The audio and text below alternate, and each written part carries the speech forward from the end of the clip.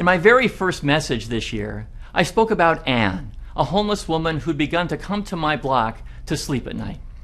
I'd offered to help Anne, but she told me very firmly that she wasn't going to go back to a shelter on Skid Row. As a single woman, she did not feel safe there. So I suggested we try something else. We connected her to a caseworker, and that caseworker found Anne temporary shelter. She was thrilled.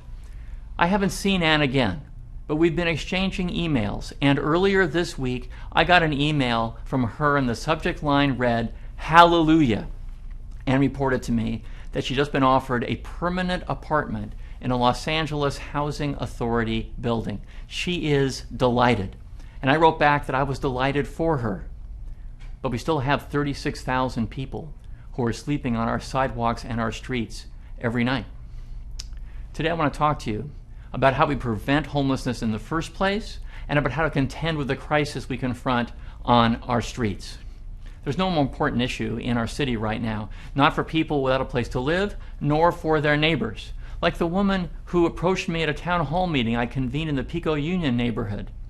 She approached me clutching her daughter's hand very tightly and explained to me in Spanish how she didn't feel safe walking with her daughter to the neighborhood store because there was a homeless encampment nearby.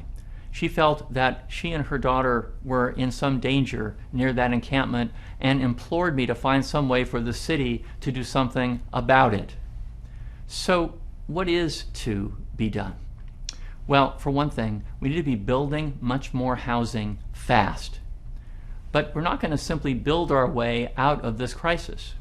So we need to be taking steps to prevent people from falling into homelessness in the first place. We need to be expanding representation for tenants facing eviction. We need to be assuring that those tenants know their legal rights. We need to be continuing the work of my office to assure that no homeless patient is unlawfully discharged from a medical facility in LA ever again. We have to be connecting people leaving the justice system, the criminal justice system, to jobs right away. We need to be changing law, including providing a robust refundable renter's credit so that people aren't spending the lion's share of their monthly income on housing and capping the amount that rents can go up.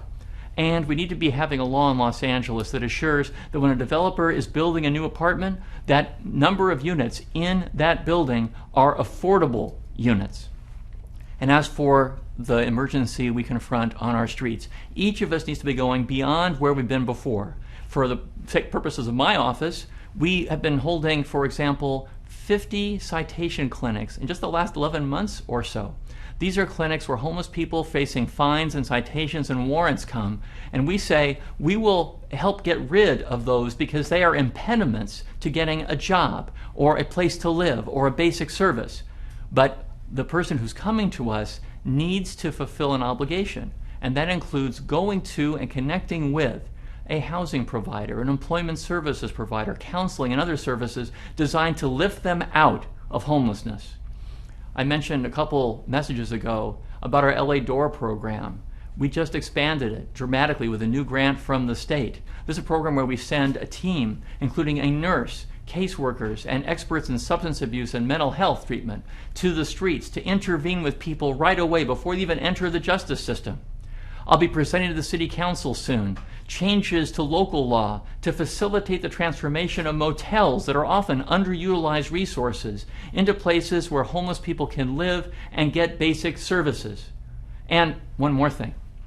Every City Council district should have at least one location where people can sleep temporarily, where people can store their possessions, where people can park safely at night if they're relegated to living in their cars.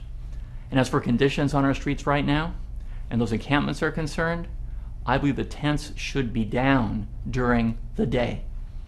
We can be making a lot of progress on all these levels if we work together. If we work together. I'm Mike Feuer, the Los Angeles City Attorney. Thanks for watching.